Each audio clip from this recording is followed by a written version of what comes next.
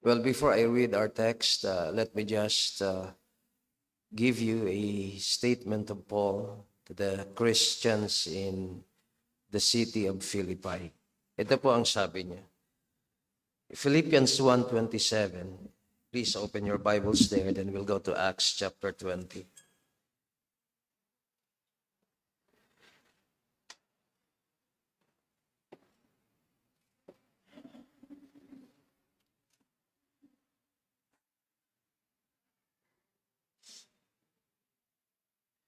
Sabi niya ho rito, only let your conversation be as it becometh the gospel of Christ.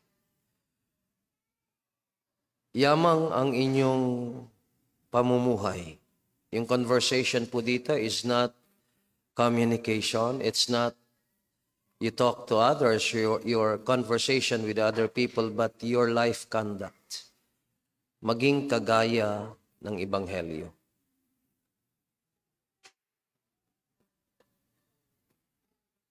That whether I come and see you or else be absent, ako man ay pumaroon sa inyo at makita ko kayo o ako man ay wala, absent. I may hear of your affairs, that you stand fast in one spirit, with one mind, striving together for the faith of the gospel. Makita ko man kayo o hindi, sabi ng Apostol Pablo, marinig ko ang inyong mga gawain na kayo ay matatag sa isang spirito. In other words, you are united, hindi nang iiwan. Alam nyo, hindi ugali ng Kristiyano yung nang iiwan eh. Hindi po ugali ng Kristiyano. In fact, sa Bible po, pag ikay tumalikod sa Panginoon, you are under curse. Maraming Kristiyano na pag nahihirapan sa buhay, tumatalikod sa Panginoon. Life will not be better pag lumayo kayo sa Panginoon. Minsan, palalo ang isip natin eh. Hindi minsan, palalo ang isip ng tao, kaya kailangang bihagi ni Kristo ang ating isip.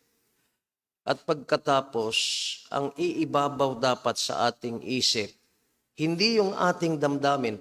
Alam nyo, saan po nakalagay ang puso? Sa ilalim ng ulo. Upang ang tayo nag-iisip at tinuturuan natin ang puso kung anong dapat maging damdamin nito.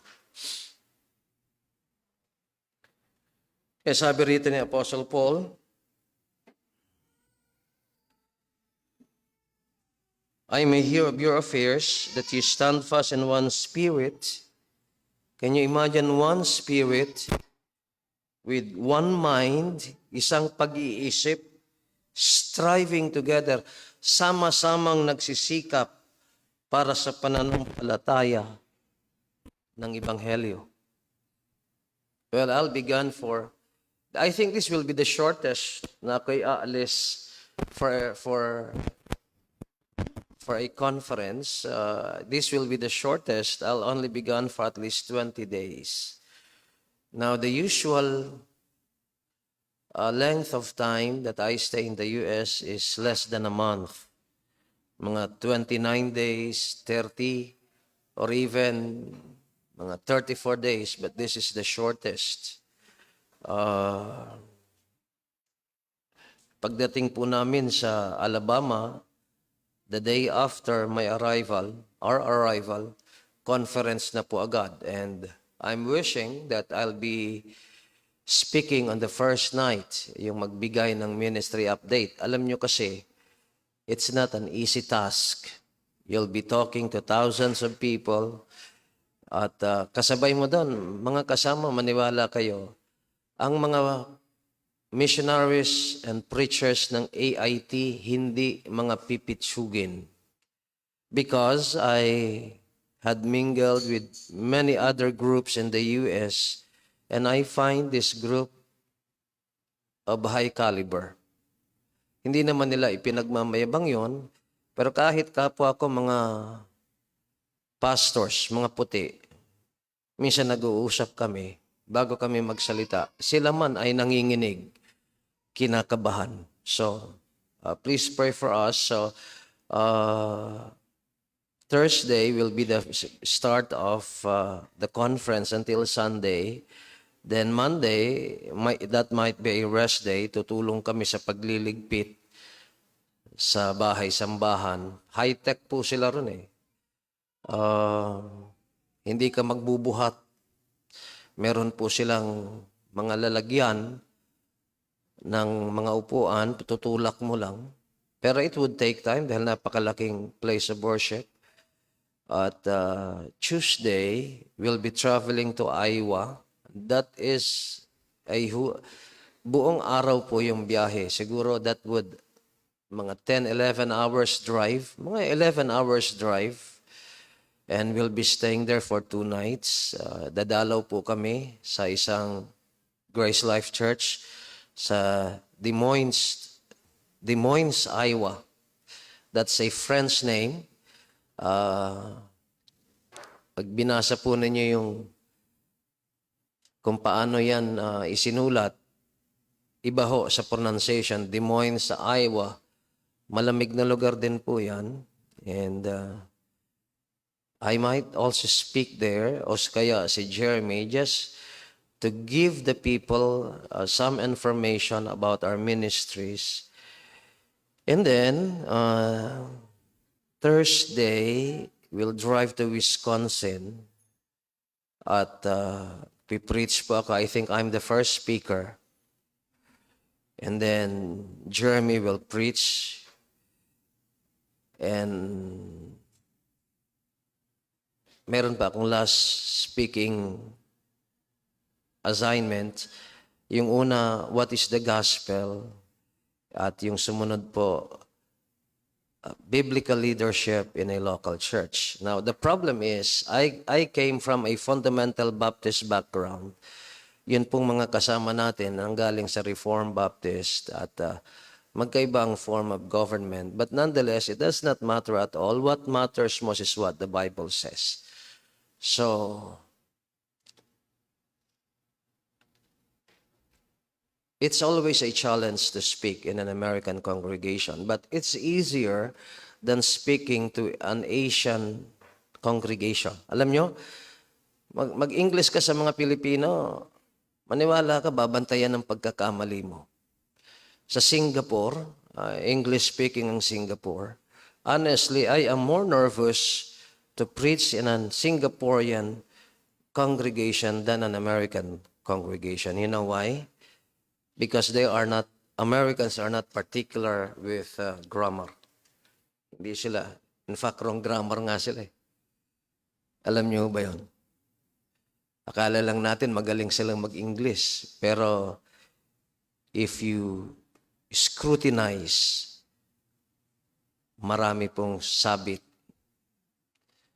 Maraming sabit. Anyway, hindi naman po ako ang pinakamahalaga, hindi naman po yung we please men. No pastor should ever try to please men. Na the only thing na dapat iniisip ng pastor is to please God. Now, I should have been preparing for my preaching itong mga nakarang araw. But I was really down. I was not feeling well. I could not last even for several minutes to study God's Word. Anyway, it's good that I'm up. And hopefully, kagabi kausap ko si Jeremy. Sabi ko, I might change our seats.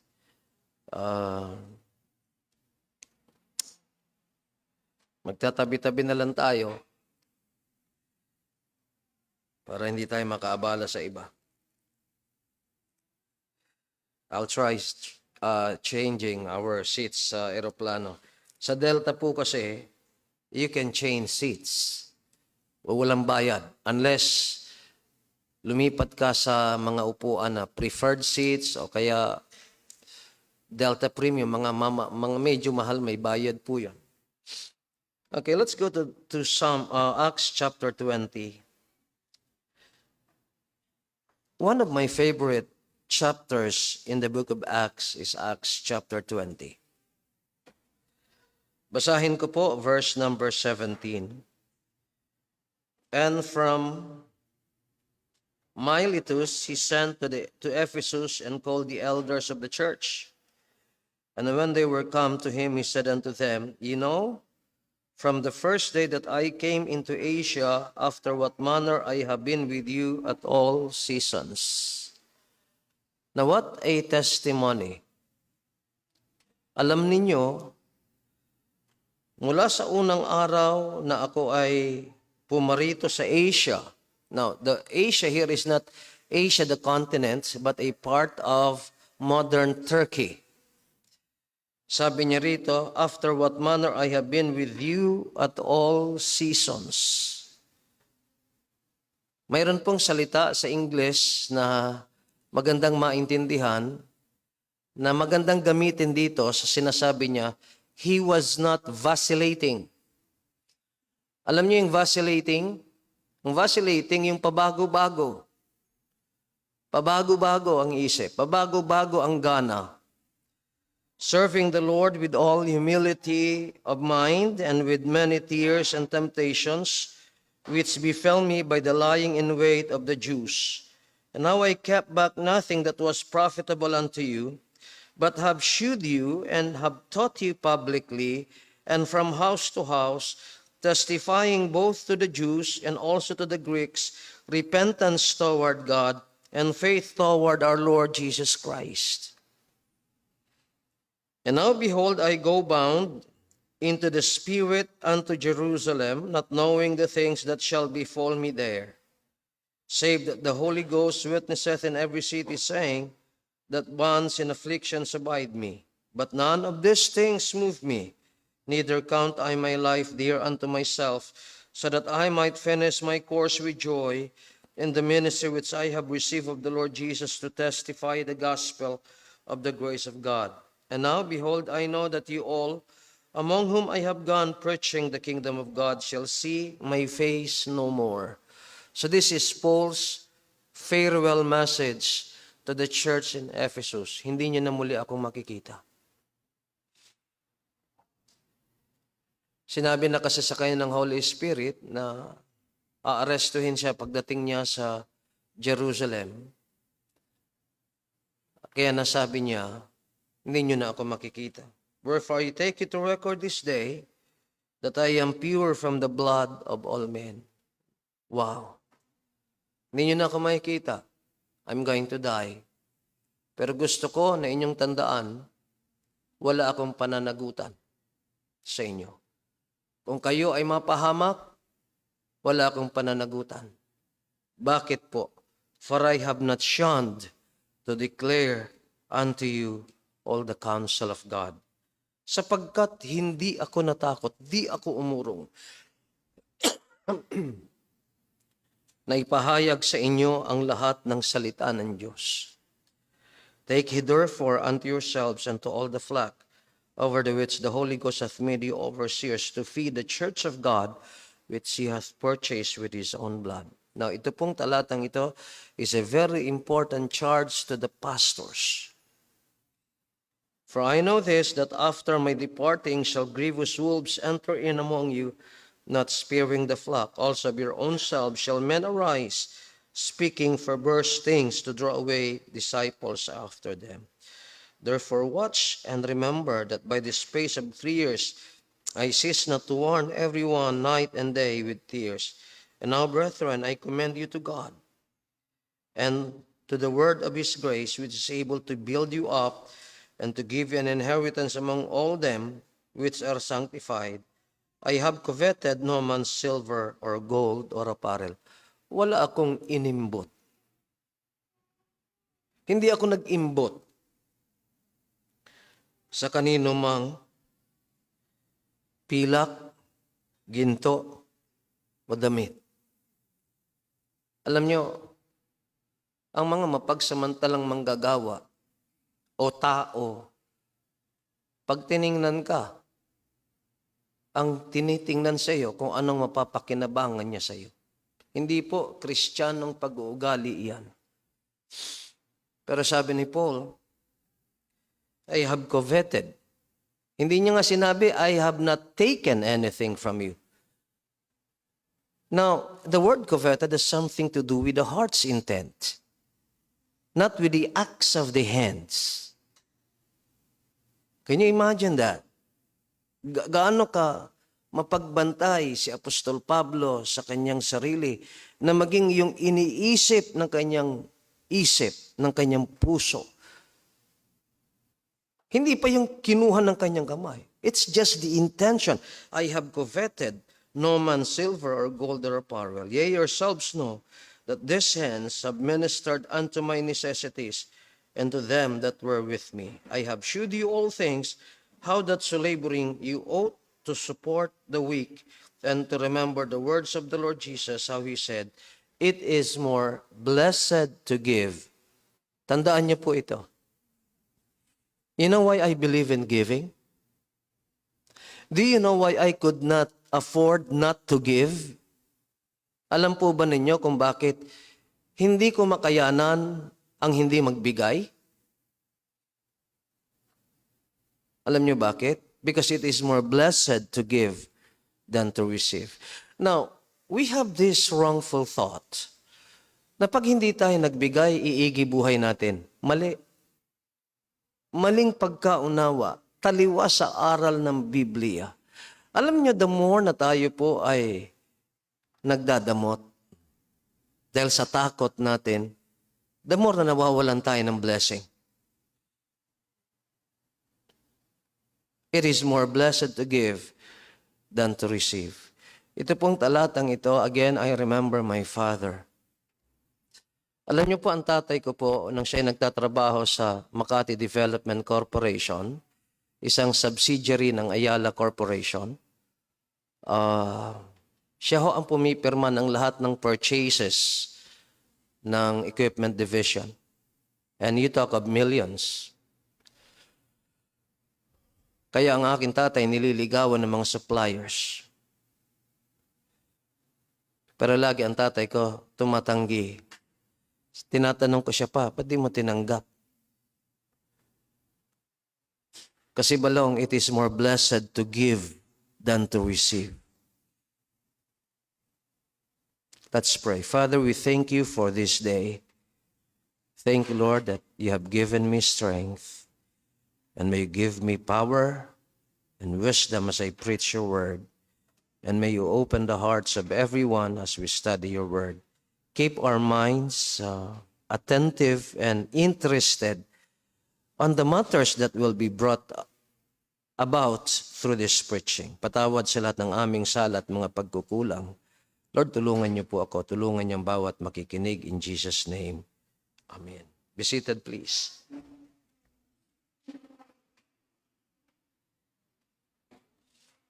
Now this morning, the title of my message is The Model Minister. The Model Minister. Ang modelong pastor. It is said that next to Jesus, Paul is the greatest Christian. Sunod po sa ating Panginoong Kristo, si Pablo ay kinikilalang pinakadakilang taong nabuhay sa mundong ito sa panahon ng Bagong Tipan. It is not being presumptuous what he told the church in Corinth. Hindi po kayabangan o pagmamalaki ang kanyang sinabi sa mga miyembro ng iglesia sa Corinto in 1 Corinthians 11 verse 1 nang sinabi niya, "Be ye followers of me." Sinabi niya, maging tagasunod ko kayo.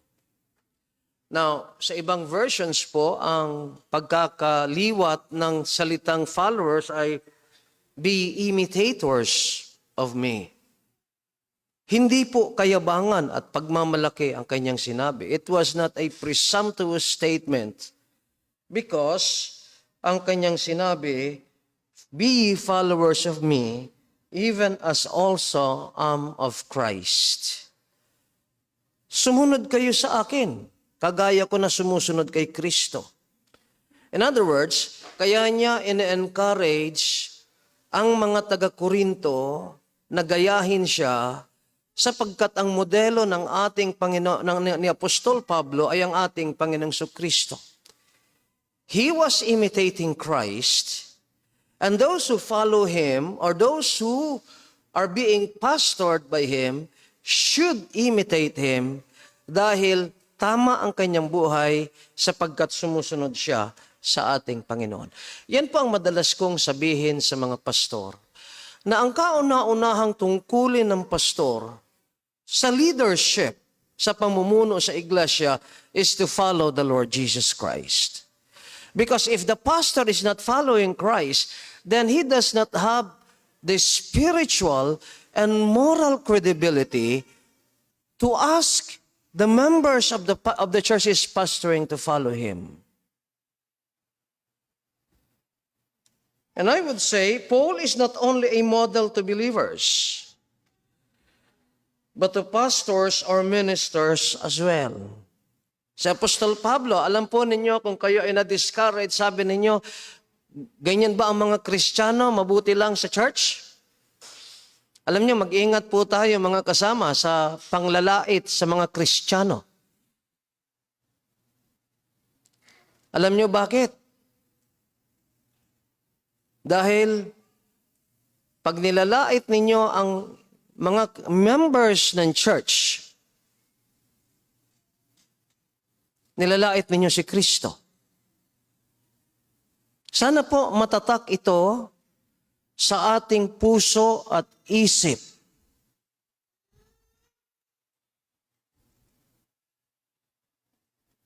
Na pag ating nilalait ang mga members ng church, nilalait natin ang ating Panginoong Kristo sapagkat maliwanag sa Biblia na ang iglesia ay katawan ng Panginoong Kristo.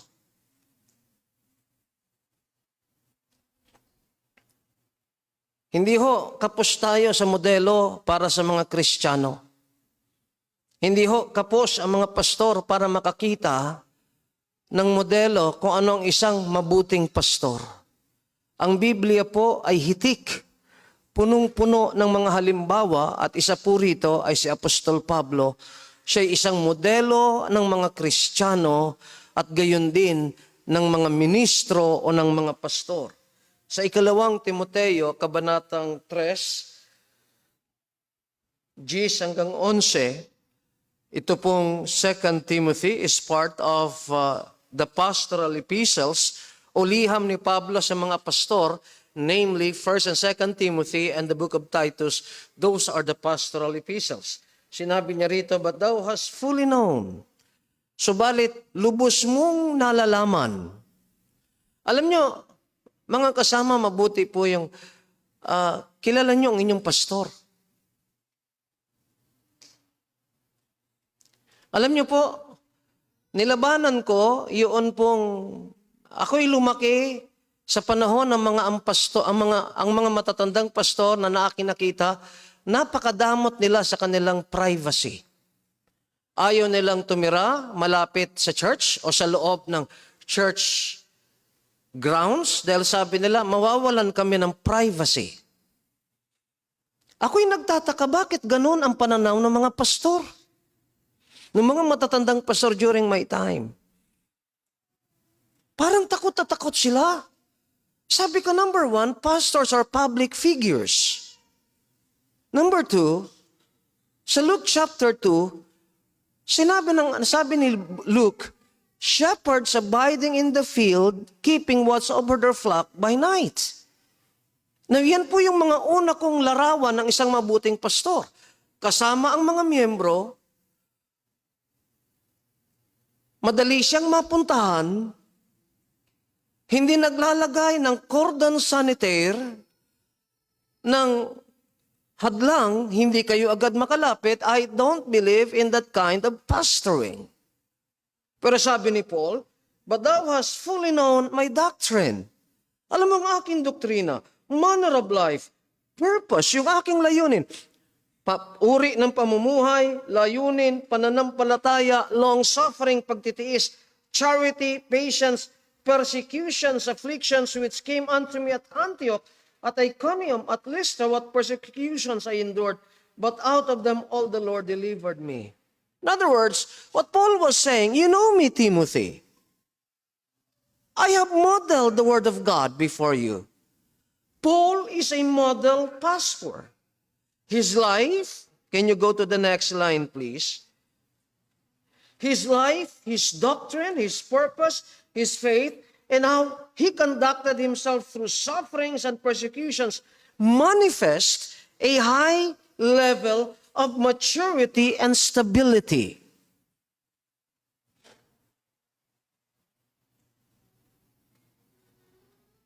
Alam niyo mga kasama, I love being with you all. Alam niyo kung kailan ako masaya, alam niyo kung kailan ako galit, alam niyo kung ano ang aking gusto. I do not believe na pastor must put some demarcation, hanggang dyan lang kayo.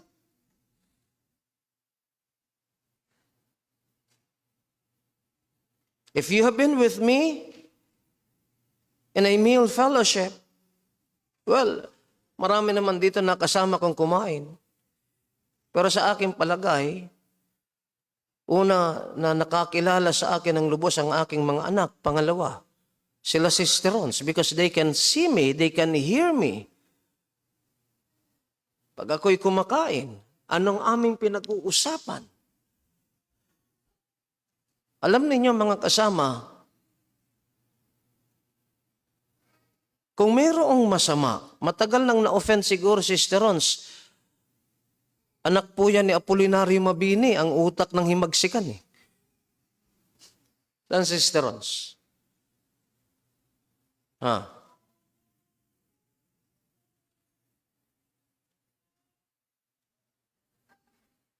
let us see the life of Paul. Now listen, as we study this life of Paul, ano po ang thrust po ng mensaheng ito? Number one, makilala ninyo ano ang pastor dapat. Anong katangian ng isang mabuting pastor? And then you begin to praise, Panginoon, tulungan niyo po ang aming pastor na maging kagaya ng modelong ito. Meron kayong pagpipray, itong mga bagay na atin pong mapag-aaralan.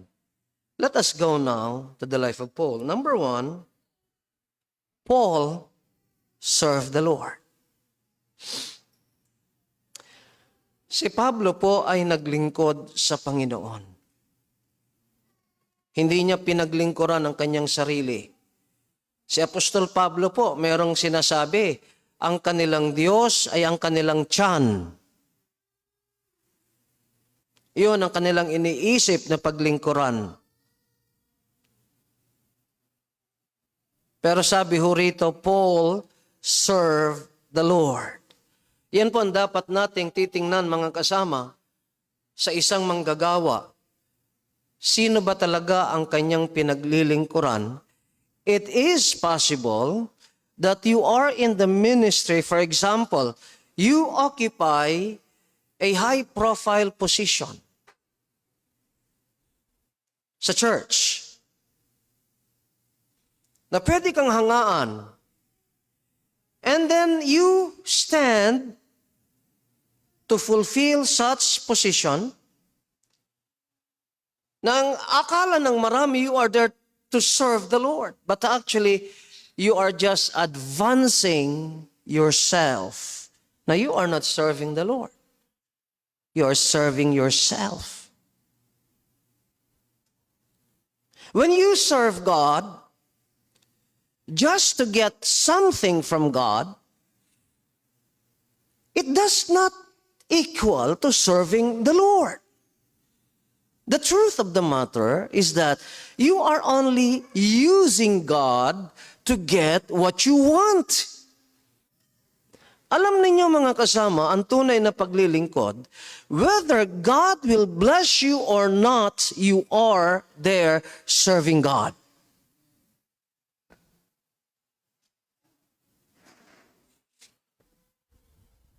At kailangan ho natin mga taong naglilingkod sa Panginoon.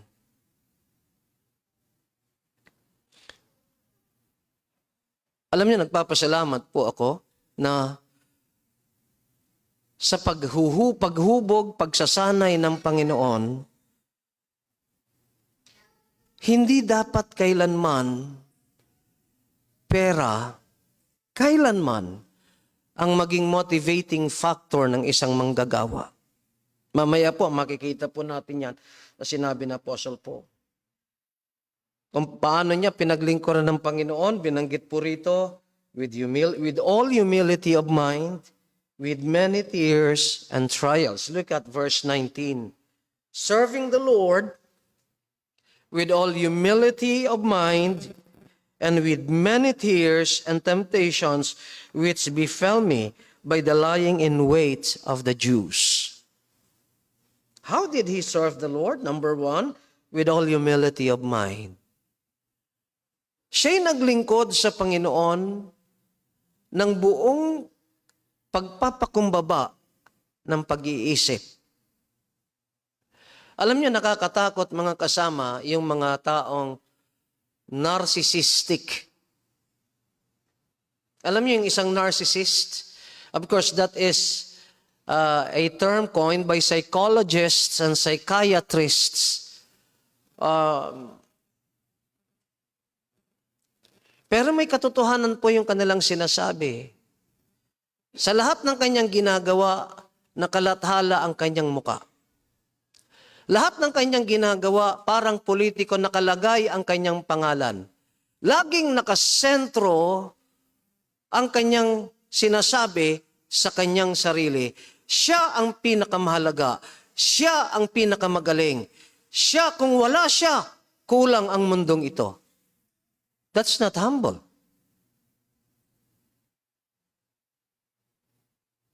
Everything that we do, ano nasa isip natin? Yan ang sinasabi ni Paul dito. He served the Lord with all humility of mind. Now what does it mean? Ang ibig sabihin, mga kasama, in everything he does, he gives God the glory. Meron akong kakayahang mangaral nang galing sa Diyos yan. Meron akong pagkakataon ngayon, pwede yung hindi na ako makapag-preach today. Kanina, tinitingnan ko po kung gaano karami ang namamatay sa Amerika because of flu. Ang daming namamatay. Alam po ba ninyo, kanina po meron akong binasang isang article, alam po ba ninyo na as of today, as of year 2025, yung ratio nung namatay because of influenza in the US this month is higher kaysa namatay ng COVID nang unang pumutok ang COVID. Ibig sabihin maraming namamatay. Now, I could not have this opportunity, but still God gave me the opportunity. Listen, only a humble minister can give God glory. Alam nyo, yun lamang pong taong mapagpakumbaba na kung siya'y magmamayabang, ipinagmamayabang niya ang Panginoon, nasasabihin niya, kaloob ng Diyos ang aking kakayahan, kaloob ng Diyos ang aking pagkakataong maglingkod, kaloob ng Diyos ang talinong meron ako, kaloob ng Diyos ang kalakasang tinatamasa ko ngayon. Listen, only God only a humble minister can give God glory. And that should be the goal of every church minister. Every believer, yan ang dapat maging pakay natin, ibigay sa Diyos ang kaluwalhatian. Look at 2 Corinthians chapter 5 verse 9. Sabi ni Apostle Paul, wherefore we labor that, whether present or absent, we may be accepted of Him. I love, again, there's that phrase, whether present or absent. Maging kalugod-lugod kami sa Panginoon. Yan po nakalagay sa Tagalog. Kaya naman sinisikap naming malugod ang Diyos sa amin. Maging dito man sa piling, maging dito man o sa piling na niya. Hindi ho ba? Kayong mga anak, mabait kayo pag nandyan ang inyong mga magulang? Pero pag wala ng inyong mga magulang kung ano-anong ginagawa ninyo, hindi pagiging matino ang ganong ugali.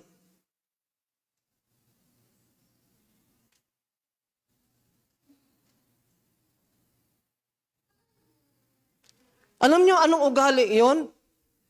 Una, ipokrito kayo. Plastic. Pag nandyan ang mga magulang ninyo, matino kayo. Pero pag wala na, haya na, kung ano-ano nang pinagagawa. Plastic. Pangalawa, traidor kayo. Tama? Traidor kayo. Pangatlo, wala kayong takot sa Diyos. Naway basagin ng Diyos ang ganyang pag-uugali na tayo ay matino lamang pag may nakakakita.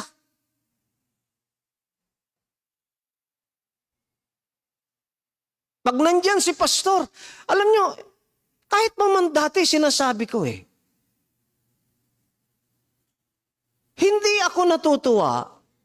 Nagagawa lamang ang mga miyembro ng mabuti dahil nandyan si pastor. Halimbawa, ng isang gabi, alam nyo, can you imagine, mga bandang alauna po yun Nagising po ako, nagbukas ako ng aking cellphone. Boy, may nakita akong miyembro naka-TikTok, sumasayaw. And I called that person the following day. Because it's not proper. Ngayon, sigurado, pag kinure ko kayo, may magsabi, bakit si sister ganito? Matanda na ngayon, nagtitiktok pa rin. O kung sino man yung matandang yun, huwag na kayo magtiktok. Dahil hindi ko masasaway ang mga kabataan na gumagawa ng makasanglibutang gawain, samantalang kayo mga matatanda gumagawa rin.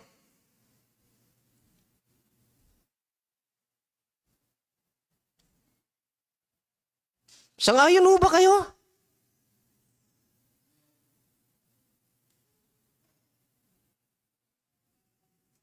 Sabi ni Paul, wherefore we labor that whether present or absent.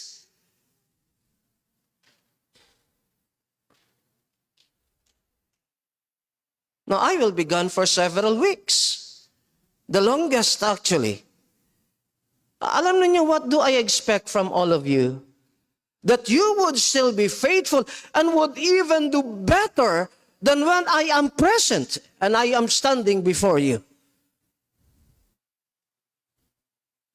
Kasi hindi naman ako ang Diyos Hindi ko dala ang Holy Spirit. At kung sakali, wala si pastor, huwag na tayong... Mali. Whether present or absent, we should please God. Galatians chapter 1 verse 10. Matindi to si Apostol Pablo, for do I now persuade men or God? Or do I seek to please men? For if I yet please men, I should not be the servant of Christ. Huwag ninyong isipin ang nais ko'y malugod. Ko ay malugod sa akin ng tao. Hindi! Ang nais ko ay malugod sa akin ng Diyos. Kung ikalulugod ng tao ang hinahanap ko, hindi ako tunay na lingkod ng Diyos.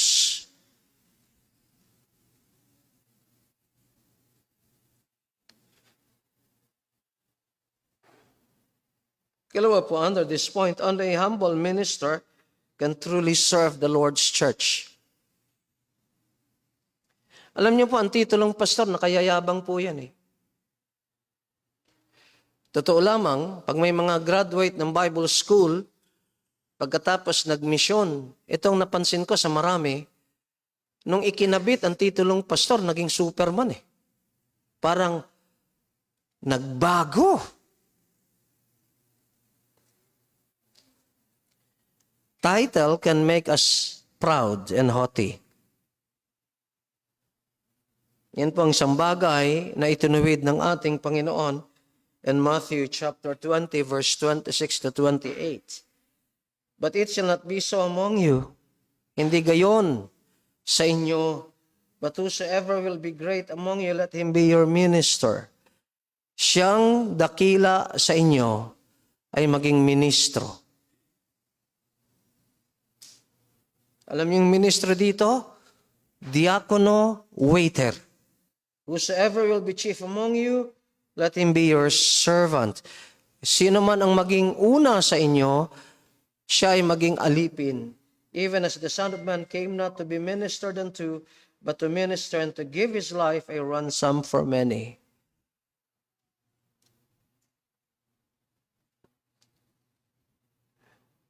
Pag hindi humble ang minister, mga kasama, paimportante ang taong yan. Hindi siya mag-iisip patungkol sa mga miyembro, kundi sa kanyang sarili lang. Ito pong aral na ito ay itinuro uli ng Panginoon in John 13, verse 13 to 15. You call me Master and Lord, and ye say, well, for so I am. If I then, your Lord and Master, have washed your feet, you also ought to wash one another's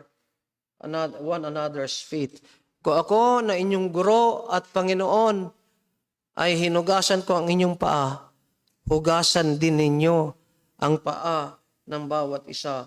For I have given an example that you should do as I have done to you. Anong itinuturo po nito? Maglingkuran tayo.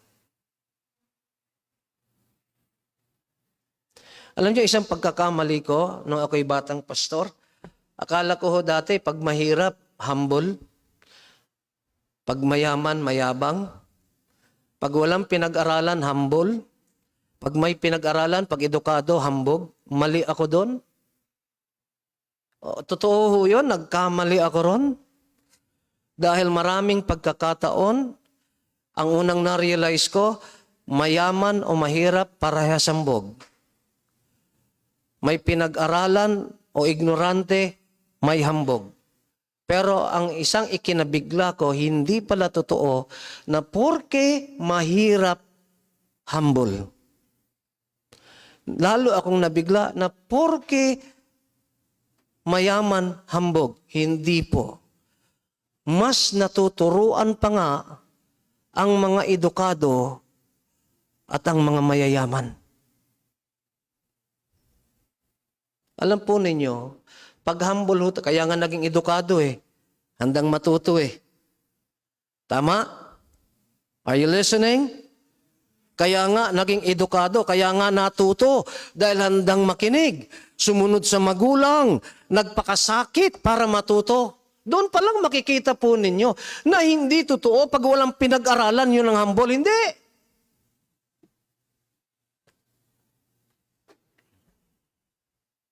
Kayong mga guro, baliin ninyo sungay ng inyong mga estudyante. Ang dapat matutunan ng isang estudyante na kailangan niyang matuto. Until the time na natutunan niya na kailangan niyang matuto, hindi matututo yan. Kahit anong aralin ang iyong ituturo, hindi matututo ang iyong estudyante.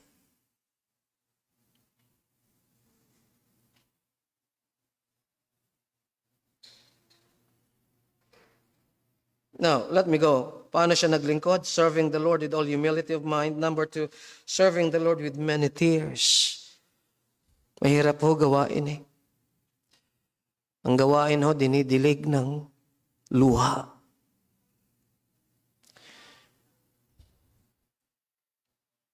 Ilang bagay po gusto ko masabi po rito, serving the Lord with many tears. Tears is evidence of sincere love.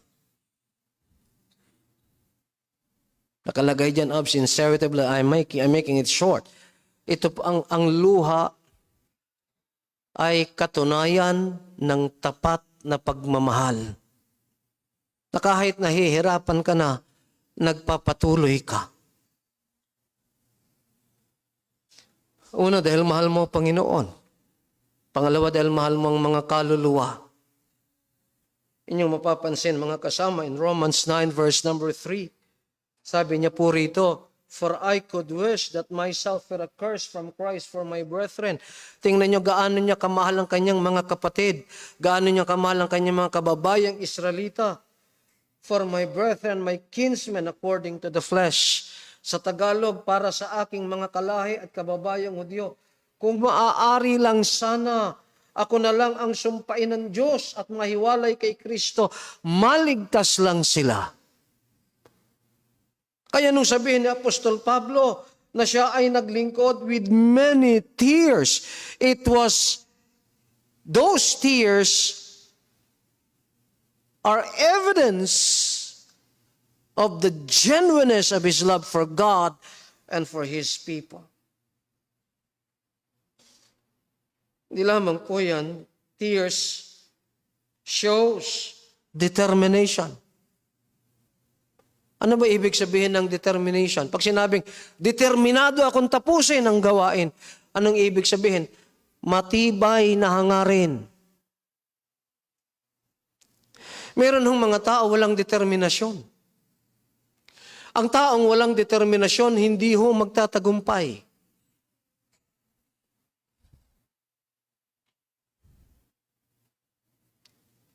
Kailangan ho ng determination.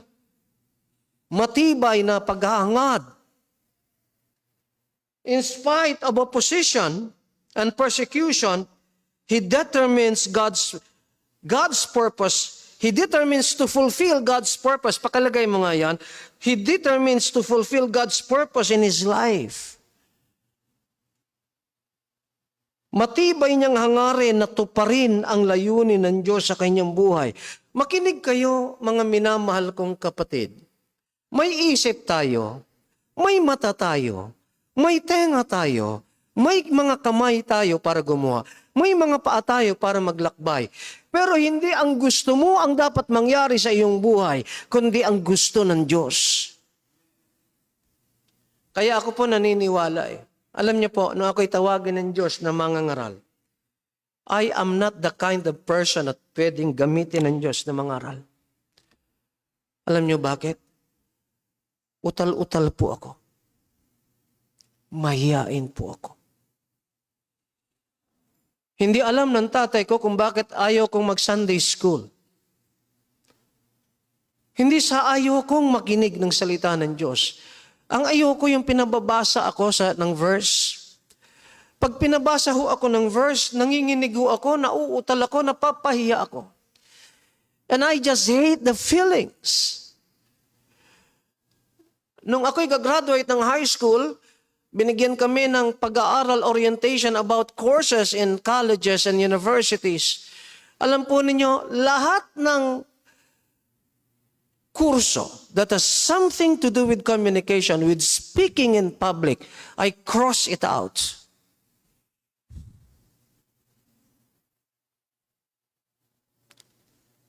But God called me.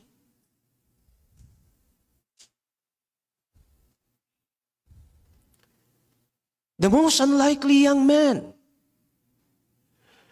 But God called me to become a preacher. I don't know what to say when God called me. Alam mo, sabi ko sa Panginoon, Lord, kung mayroon man nakakilala kung sino ako, kayo po yan. Alam ninyo, I don't have any ability to communicate. I am not that person.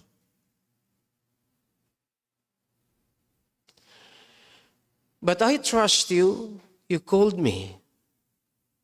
Kayong bahala sa akin.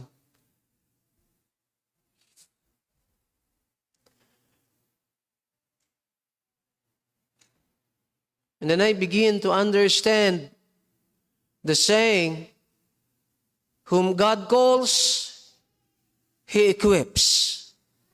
Siyang tinawag ng Panginoon, bibigyan niya ng kakayahan.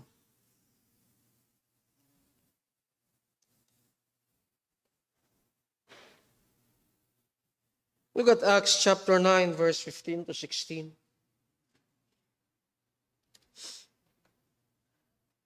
But the Lord said unto him, Go thy way, for he is a chosen vessel unto me, to bear my name before the Gentiles and kings and the children of Israel.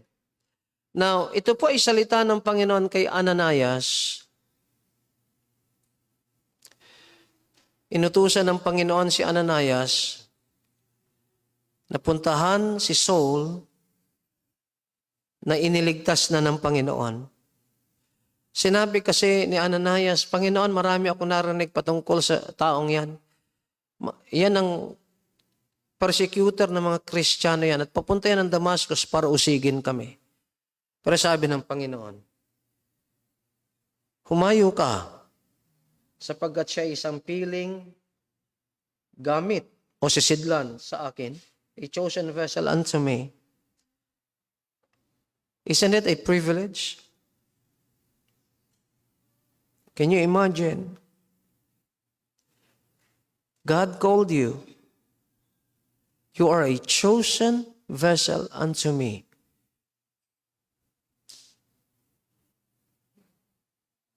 Can you imagine, mga kasama? A young boy from Davao, tinawag ng Panginoon. Wala namang kakayahan. But you know what? Pag ang isang bagay o isang tao inilagay sa kamay ng Diyos, magbabago yan. Babaguhin ng Diyos yan. Kasi Pastor Reden, and-encourage ko siya nung nakaraan.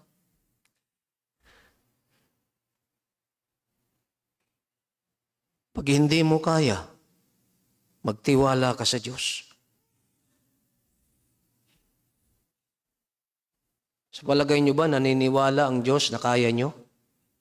Na wala siya sa buhay nyo? Hindi.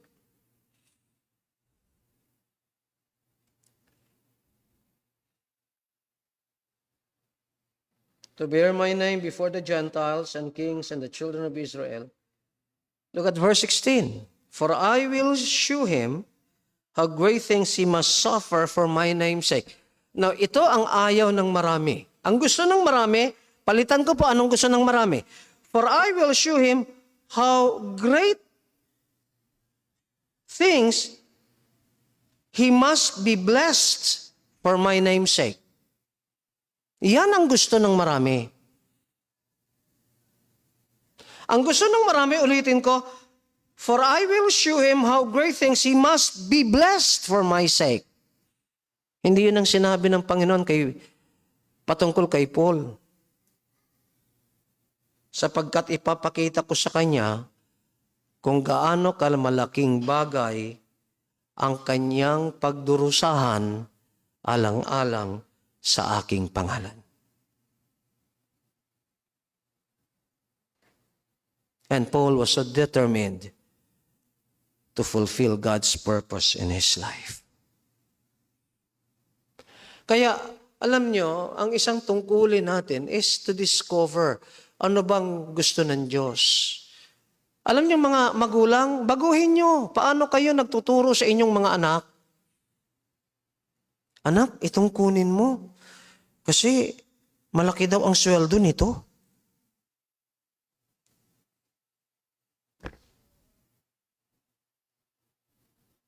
Alam niyo, tulungan yung ang inyong mga anak. Anak, manalangin ka sa Diyos kung anong gusto ng Diyos para sa iyo.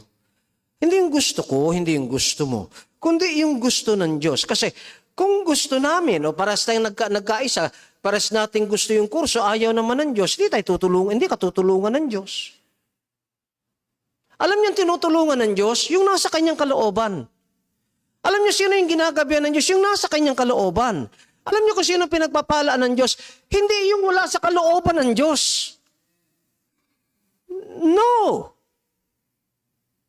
Ituwid natin ang ating pagkaintindi sa buhay. Ang tinutulungan at pinagpapala ng Diyos ay yung nasa kanyang kalooban.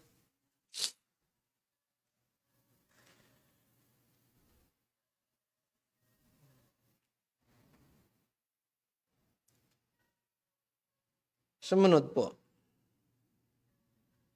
Alam po ba ninyo, tears is power?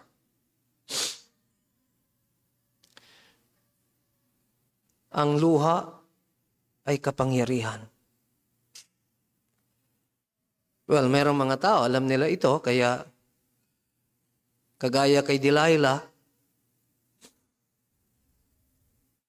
iniyakan niya si Samson, ginamitan niya ng power of tears si Samson. Kung mahal mo ako, ba't mo ako niloko? 3 beses na. Iniyakan niya si Samson. Si Samson ay nagtapat. Ang Diyos po is moved by genuine tears. Romans 10:1, brethren, my heart's desire and prayer to God for Israel is that they might be saved.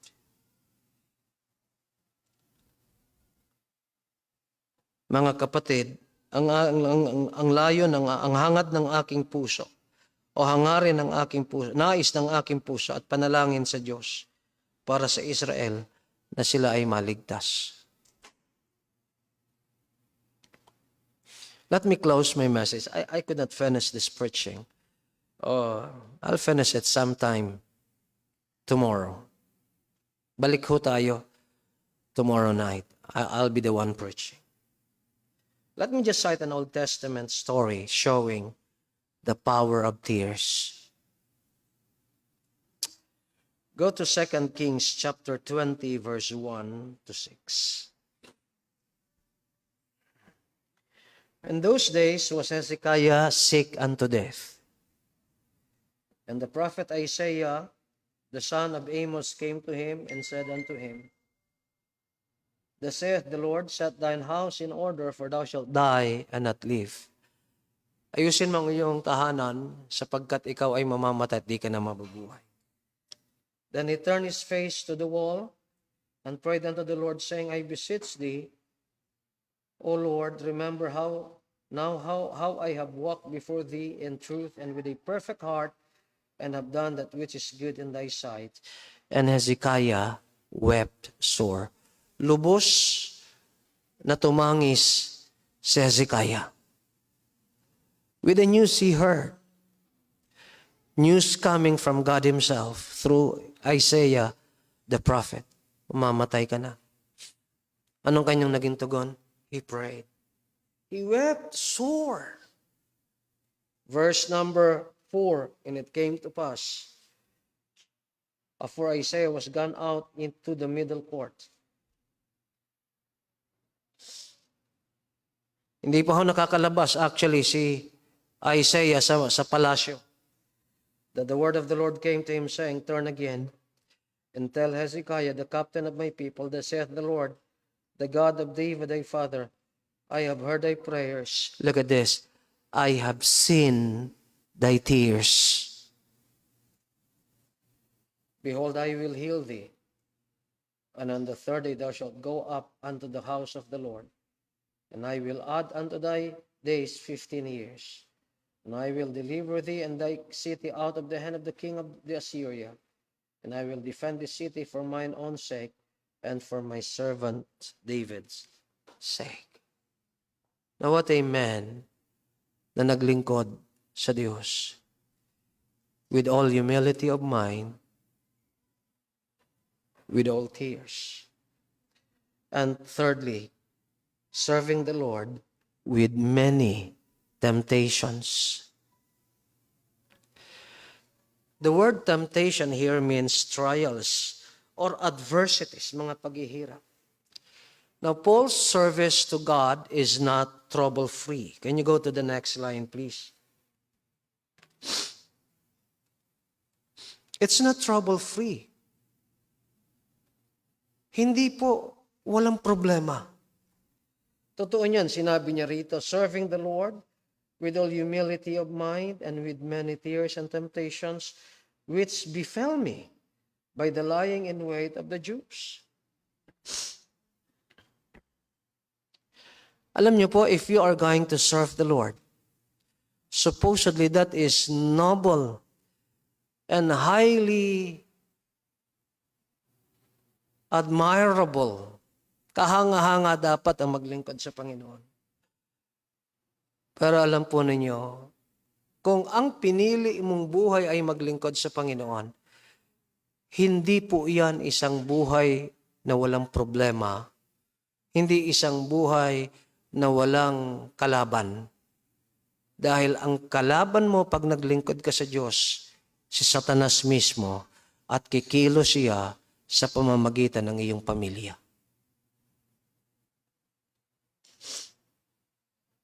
A true minister is hated because of his master, Jesus. Yan po sinabi ng Panginoon in John chapter 15, verse 18 to 21. Basahin po natin. If the world hate you, you know that it hated me before it hated you. Alam nyo, kung si Kristo ay pinatay ng mga Hudyo, expected di Paul, papatayin din siya ng mga Hudyo. Alam ba ninyo, hanggang sa ngayon, ang mga Hudyo galit kay Apostol Pablo eh. Ako pinaghahandaan ko po muli na mayroon ako makakausap na naniniwala sa Judaism. Pinaghahandaan ko. Kasi inaatake nila si Apostol Pablo. Sinasabi nila, si Pablo nagturo ng replacement theology. Si Pablo ay ganito. Pero alam niyo si Pablo, katropa nila dati. Pero anong paliwanag ng ating Panginoon? If he were of the world would love his own. Kaya alam ninyo mga kasama, alam niyo ba't di ako sumali sa National Baptist Day? Kasi ang National Baptist Day, gusto nating ipaalam sa mundo, sa buong Pilipinas, anong contribution ng Baptist denomination sa bansang Pilipinas? Alam ninyo mga kasama, what for? Gusto nating tanggapin tayo ng mundo na pumatay sa ating Panginoong Kristo, wika nga ni Charles Spurgeon. Gusto nating parangalan tayo ng mundo na galit nga yan sa Panginoong Kristo. Sana yung pong mga leaders ng Baptist groups dito sa Pilipinas, makita yan eh. Taliwas yan sa sinasabi ng ating Panginoon. If he were of the world would love his own. But because you are not of the world, but I have chosen you out of the world, therefore the world hateth you. Why try to court the love and affection of this wicked world? Hindi ko maintindihan. Mga pastor na namumuno, what for?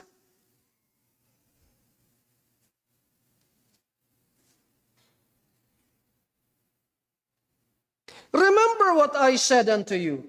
The servant is not greater than his Lord. If they have persecuted me, they will also persecute you. If they have kept my saying, they will keep yours also. But all these things will they do unto you for my name's sake. Why? Because they do not know him that sent me. For all these things they do unto you for my name's sake. Alang-alang sa akin, gagawin to laban sa inyo.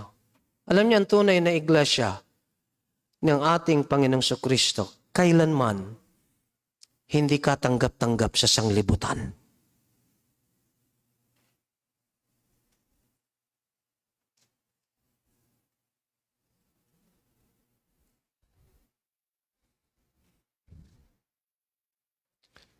Sayang ang effort, sayang ang oras, sa isang layunin na taliwas sa kapahayagan ng salita ng Diyos.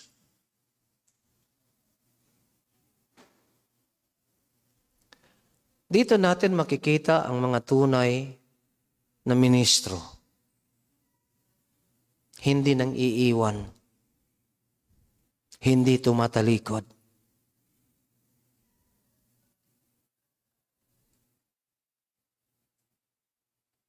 Hindi manggagawa sa panahon lang ng kasaganaan. Alam niyo, sa totoo lamang, magpastor ho sa gawain po rito. Hindi ho madali. Meron ako nabasa na ipinost ng isang kaibigang pastor.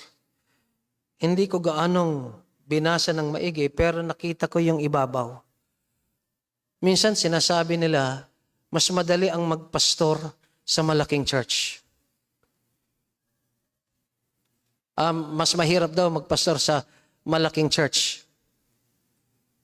Sabi naman ng sumulat, mas mahirap ang magpastor sa maliit na church. Tinanong ko yung isang piloto na naging kaibigan ko, international pilot ng Delta. Sabi ko sa kanya, ano ang mas madali? Ano ang mas madali? Piloto ng malaking eroplano o piloto ng maliit na eroplano? Ano may sabi sa akin?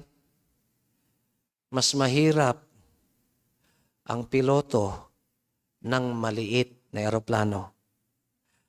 Kasi pag maliit na eroplano, ikaw lahat ang gagawa ng trabaho. Check upin mo eroplano, check upin mo yung gasolina and everything. Pag sa malaking eroplano, uupo ka na lang sa upuan mo, may dadalhin report sa iyo na lahat ay ready na, pipirmahan mo na lang. Sa malaking church,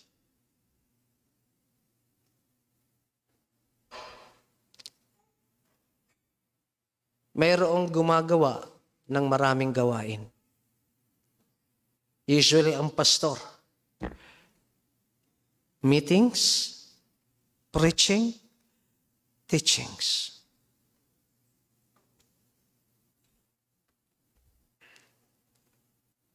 Pero whether big or small, you do not retreat. You do not desert the ministry only because it is hard. Sabi ko po sa inyo, nung ako'y nag-aral sa Bible College si Pastor Greg Lyons, at pinagawa kami ng demographics ng lugar na aming pinaglilingkuran. When I submitted my demographics para dito sa lugar, sabi ni Pastor Greg sa akin, Tim, your ministry is very difficult. Kasi dinescribe ko po ang lugar natin. At that time, ang nakita nyo na po ay maayos na lugar. Sabi niya sa akin, you have a very difficult ministry. Alam niyo pa yun niya sa akin? Tim, I think you can pastor in a more affluent area.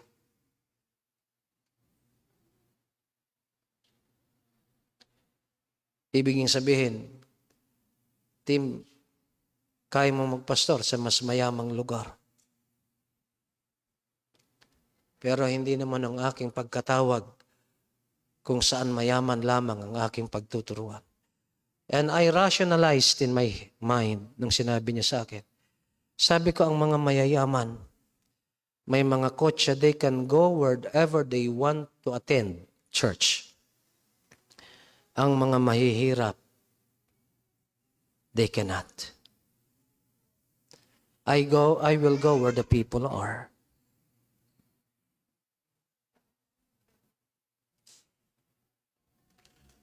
Ang tunay na lingkod ng Diyos, hindi naghahanap ng madaling gawain.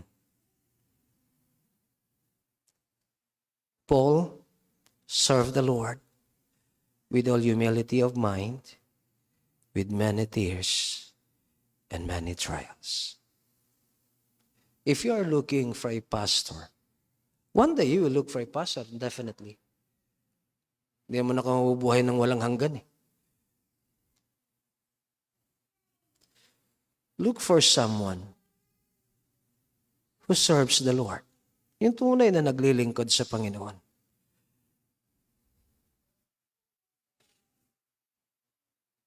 Yung mapagpakumbaba. yung passionate sa kanyang paglilingkod with many tears. At yung tao na mayroon pong fortitude with many trials. Hindi yung crybaby. Konting problema, suko. Alam niyo, in closing, lahat tayo dito sa church, huwag niyong pangarapin wala kayong bahagi sa gawain. Naintindihan po ba ninyo? Nang isang araw, tiningnan ko po yung mga nag-commit. Wala pa atang 20, nag-commit dun eh. Para sa ating pangangailangan. Kaya ano ngayon, kung 5 piso commitment mo, at least may bahagi ka. Wala kang 5 piso. Tapos sasabihin natin, mahal ko ang Panginoon.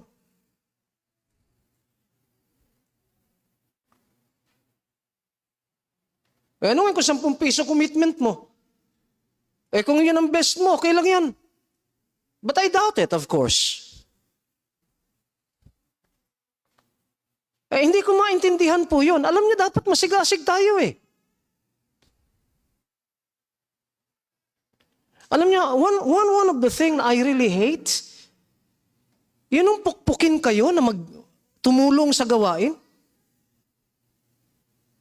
Alam niyo bakit masakit sa akin yon? Dahil parang tinanggap ko na matitigas ang ulo ng mga miyembro dito.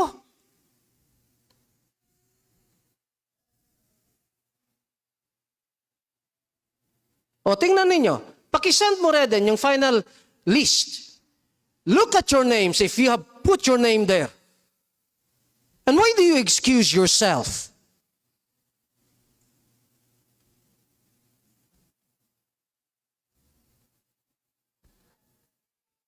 Why? Don't you think kayo lang naghihirap?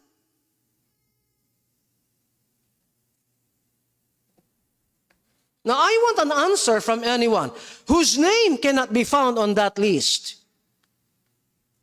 Why did you exclude yourself? Meron nga dito, kahit kailan hindi tumulong eh. And then nagtataka, ba't di ako pinagpapala ng Diyos? Hindi talaga pagpapalain ng Diyos ang ganyang uri. Tumabi kayo sa ganyang tao, kapatid. Mahahawa kayo sa ganyan.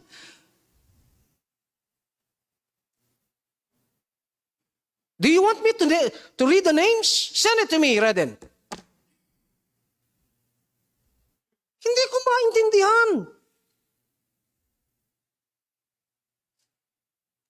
Sino ang wala rito? Taas ang kamay. Why?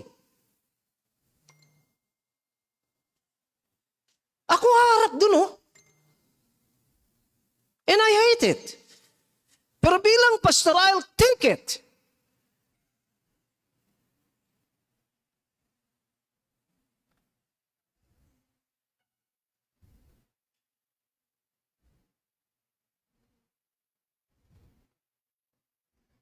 Ikaw, Earl, nandun ka ba? Ikaw. Ikaw. Ikaw, Allen. Oh. Ikaw, Joy. Were you there? Yes. Sino pa? Hindi tama eh.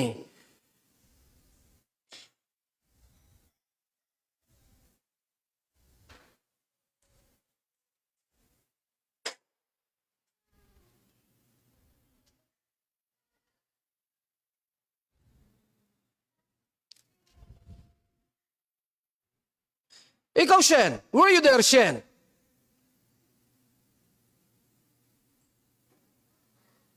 Ikaw, Estong, nandun ka ba? Why? Where is unity in this church?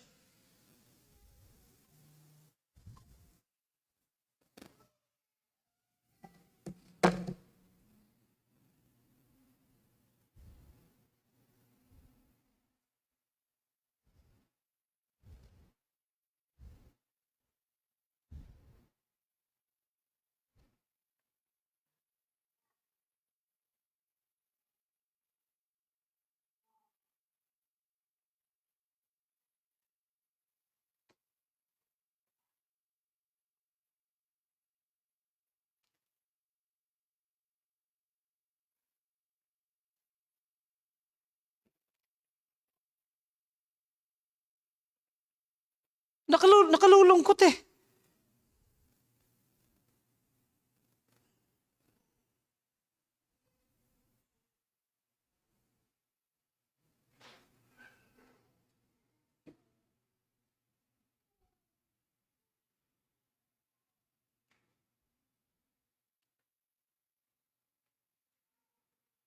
Let's put into practice kung ano tinuturo ng Bible.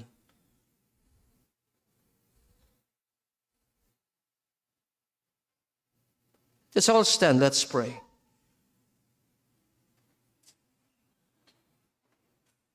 Alam ninyo, listen, ako po hindi ako tatanggi. If you would only text me,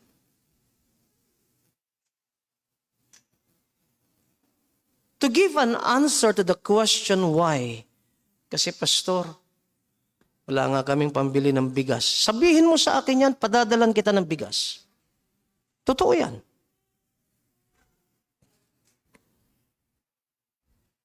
Pero alam ninyo, kung ganun kasalat ang buhay natin, abay magtaka tayo, ba't di tayo pinagpapala ng Diyos? Something is wrong in your life.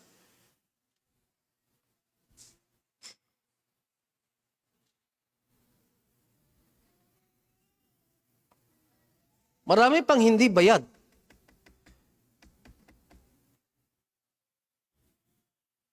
Sa unang commitment natin, maraming kabataan hindi pa bayad.